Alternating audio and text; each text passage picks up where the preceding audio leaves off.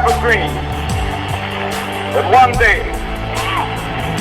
this nation will rise up, live out the true meaning of its creed. So even though we face the difficulties of today and tomorrow, I still have a dream.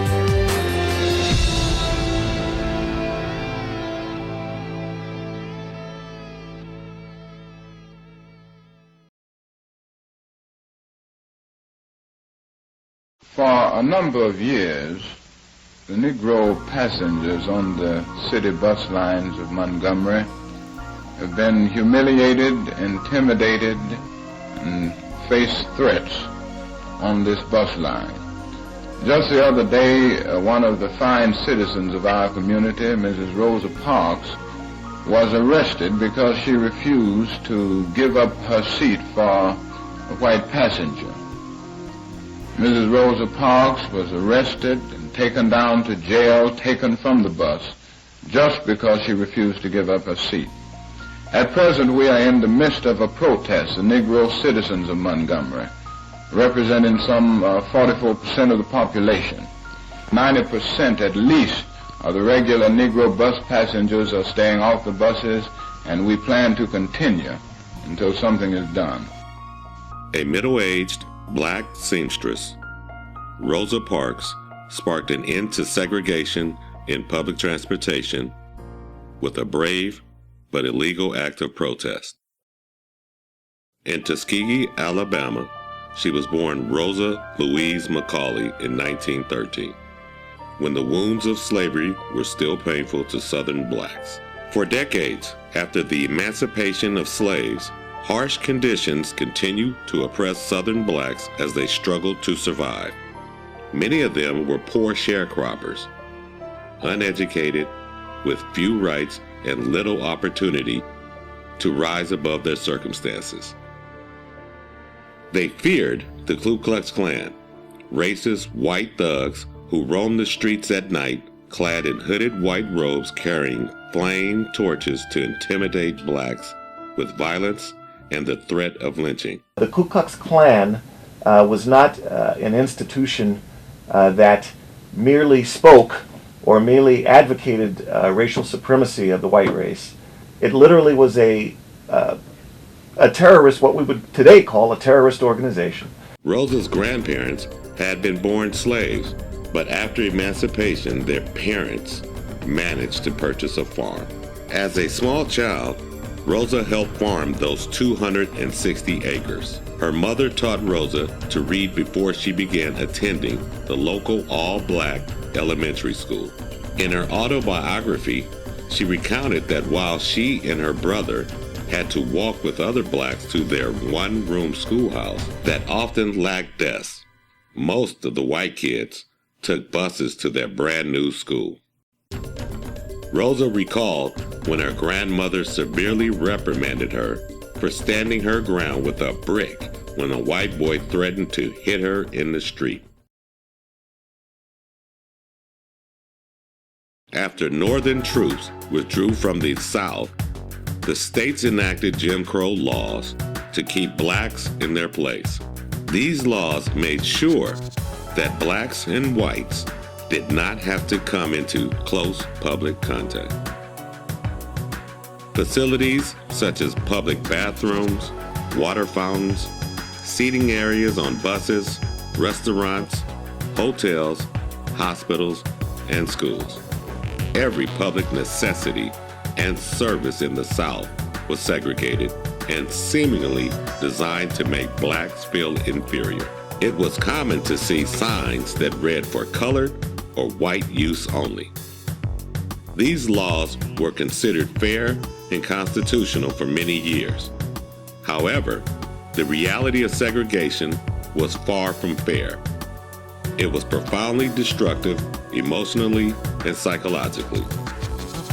There are many ways that the segregation was implemented. It was implemented in housing, such that there were covenants and real estate covenants that said that blacks simply couldn't live in certain neighborhoods. It was implemented in education. meaning that blacks and whites could not attend the same public schools. There were issues as it related to employment, such as many employers were literally prohibited from hiring blacks. After completing the 6th grade at the age of 11, Rosa was sent to Montgomery, Alabama to attend the Industrial School for Girls, co-founded by the fearless Boston native, Mrs. Alice L. White. The school was run entirely by enlightened white women educated in the North. At this school, Rosa first experienced a culture of whites treating blacks with dignity and respect. Women had recently won the right to vote. Before that milestone, girls weren't expected the need of much education. But in the Roaring '20s, Rosa's teachers encouraged her to develop a sense of her individual worth and seek opportunities no matter what stood in her way. Mrs. White was a brave role model. She knew firsthand the nature of the challenges Rosa would face since Mrs. White was ostracized by local whites for her work. Twice, arsonists burned the school down. The white teachers were so condemned that some found it easier to attend black churches on Sunday. Rosa took a job at a shirt factory in Montgomery, and in 1932, at the age of 19, met and married Raymond Parks, a barber and an active member of the Montgomery chapter of the National Association for the Advancement of Colored People, the NAACP. The NAACP came into being because many of the issues that were facing African Americans were not just a matter of being denied equal transportation, not just being able to sit at lunch counters. African Americans were literally being threatened in terms of their lives. There were race riots in many of the cities in the South that were literally creating a situation where it was unsafe to be African American in certain communities. In February 1909, the NAACP was founded by a small group of educated whites and blacks committed to protecting the human and legal rights of African Americans. The organizers understood that the U.S. Constitution and its overarching democratic laws held the key to freedom for all Americans, blacks included. The 15th Amendment of the Constitution gave black men the right to vote in 1870. Later, in 1920, the 19th Amendment was ratified to give all women the right to vote, but it was especially hard for blacks in the South to enjoy this right. The majority of whites did not want blacks to have any power. Registration officials invented so-called literary tests and charged poll taxes that made it impossible for poor, uneducated black citizens to vote. It even took Rosa, who was not poor and who was well educated, 3 attempts before she succeeded in getting her registration certificate. In 1943, Rosa became an active member of the Montgomery chapter of the NAACP. The NAACP brought many lawsuits in attempts to use the federal courts to fight Jim Crow laws. For years, it met with little success. They want to throw white children and colored children into the melting pot of integration, out of which will come a conglomerated, mongrel class of people. Both races will be destroyed in such a movement. But in 1954, the NAACP Legal Defense Fund, led by future Supreme Court Justice Thurgood Marshall, succeeded in arguing and winning a landmark case in the U.S. Supreme Court. Brown versus Board of Education brought the hammer down on segregation. For the first time, the Supreme Court ruled that segregation in public schools was unconstitutional nationwide. At last, people fighting racist treatment in the South were giving some hope and the encouragement necessary to persevere. In 1950, Negro parents, backed by the National Association for the Advancement of Colored People, brought suit against the Anderson County school system, which administers Clinton High School, asking that their children be admitted. The federal judge in this section of Tennessee in 1951 and now is Robert L. Taylor of Knoxville. The Anderson County school case was before my court about 5 years ago. At that time, I held that the colored children were not entitled to enter the Clinton High School because they were being furnished equal but separate facilities. At that time, the equal but separate facility doctrine was the law. The Negroes appealed Judge Taylor's decision, and when the Supreme Court decision of May 1954 ruled against segregation, Judge Taylor's ruling was reversed. On January 4, 1956, he ordered Anderson County to comply. It is the opinion of this court that desegregation as to high school students in that county should be effective by a definite date, and that a reasonable date should be fixed as one not later than the beginning of the fall term of the present year of 1956. Accordingly, on August 20, 1956, approximately 700 students registered for the fall opening without incident. 12 of them were Negroes. Judge Taylor told them all to obey the law, and there seemed to be no questions. Then, another voice was heard in Clinton. John Casper, an outsider, a white supremacist, told them that the law need not be obeyed. Our failure to date has been failing to attack at every level and continuously. But we in the White Citizens Council say now, yesterday, today, and forever, as long as there is one living white man in the United States, the Supreme Court is not the law of the land. That decision is not the law of the land now, or it never will be. Never. One of the daily injustices black people endured was on public transportation. Though most of the people who rode buses were black, southern cities only hired white bus drivers who had the authority to say who sat where on the bus. Since many whites didn't want to sit with black people, it became customary for blacks to board buses from the rear and sit in the back. Whites sat in the front, although all paid the same fare. If the bus filled up, it was expected that black passengers would give up their seats for white passengers and stand in the back. Rosa was returning home on a city bus after a long day working as a seamstress at a local department store. Blake was the driver. Although Parks was sitting in the black section, she was in the first row. One white man needed a seat, so Blake approached the 4 blacks sitting there and told them to get up. 3 did. Parks didn't. His front seats were occupied, and that one man, a white man, standing. At this point, the driver asked us to stand up and let him have those seats.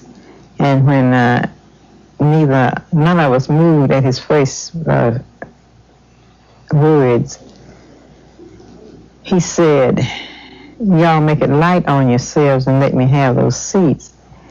And when the policeman approached me, one of them spoke and asked me if the driver had asked me to stand. I said, yes. He said, why don't you stand up? I said, I don't think I should have to stand up. And I asked him, I said, why do you push us around?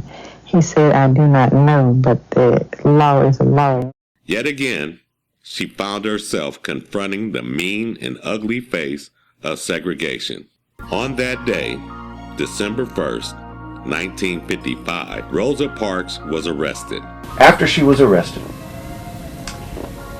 the black leaders at the time, spearheaded by Martin Luther King, said, why don't we just stop riding these buses altogether?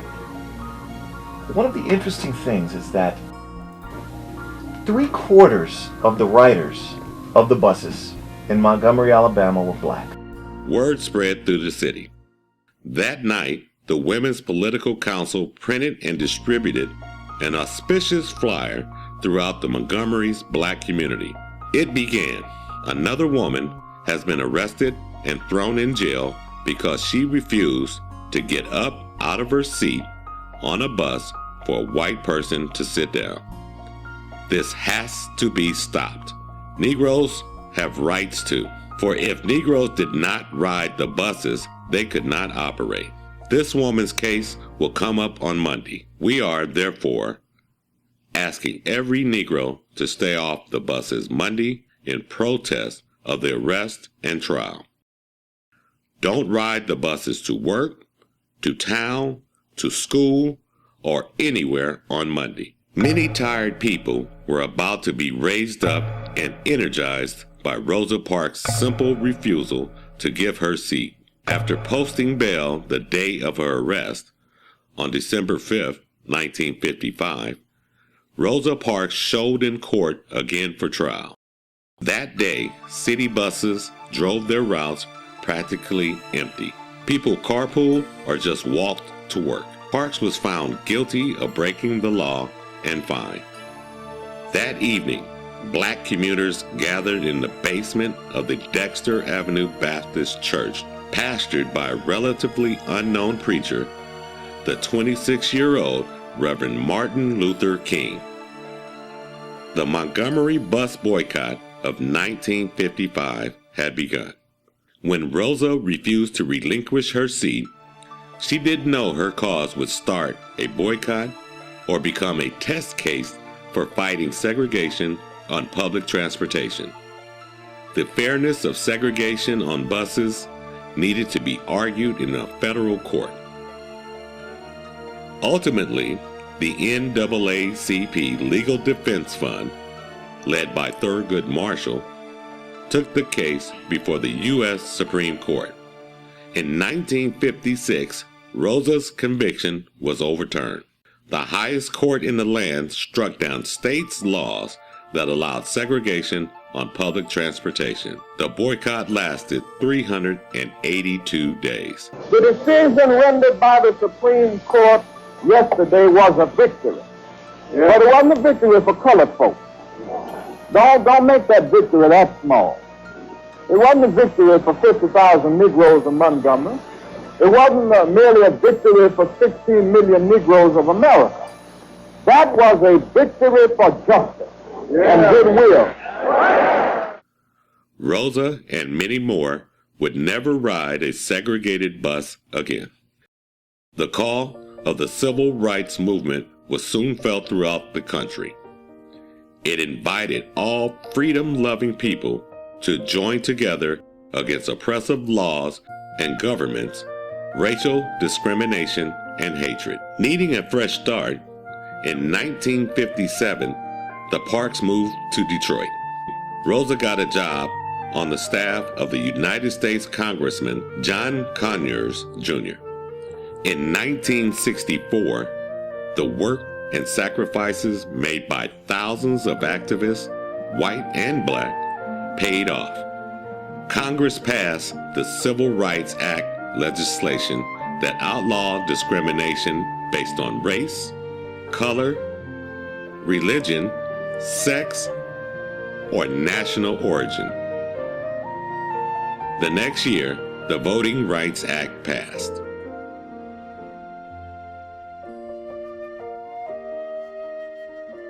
In recognition of her service, she won many awards, including the Presidential Medal of Freedom presented to her by President Clinton in 1996. In 1999, she was awarded the Congressional Gold Medal. October 24, 2005, Rosa Parks died at the age of 92. She was the first and only woman to have her casket placed in the rotunda of the United States Capitol, an honor usually reserved for U.S. presidents. For 2 days, the public was invited to pay respects to a woman whose courage and belief in herself inspired a nation to change. Today, all citizens enjoy the freedom to register and to vote without fear. There are no more racist signs on public facilities.